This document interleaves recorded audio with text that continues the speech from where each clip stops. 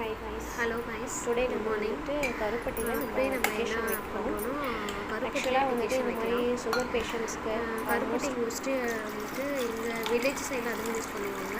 இப்போது டவுன் சைடில் அதிகமாக யூஸ் பண்ணிட்டு இருக்காங்க. ஏன்னா எல்லாத்துக்கும் சுகர் அதனால் வந்துட்டு மோஸ்ட்லி யூஸ் பண்ணுறாங்க. இப்போ நம்ம எப்படி கருப்பட்டி யூஸ் பண்ணி அப்ளிகேஷன் வைக்கலாம்னு பார்க்கலாம்.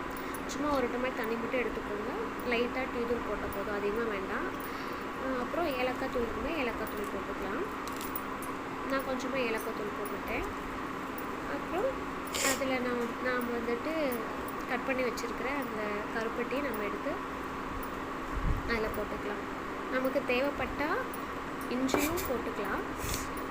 இப்போ சப்போஸ் வீட்டில் அவைலபிள் இல்லை அப்படிங்கிறதுனால நான் இஞ்சி போடலை.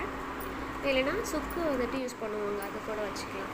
நான் வந்துட்டு கொத்தமல்லி விதை இருக்கு இல்லையா, அதை நான் வந்துட்டு கொஞ்சம் கட் பண்ணி மிக்சியில் கொஞ்சம் லைட்டாக ஒரு இது பண்ணிவிட்டு நான் போடுவேன். இதை குடித்ததுக்கப்புறமா நம்ம வந்துட்டு வடிச்சிட்டு நம்ம குடிக்கலாம். நல்லாவும் இருக்கும்.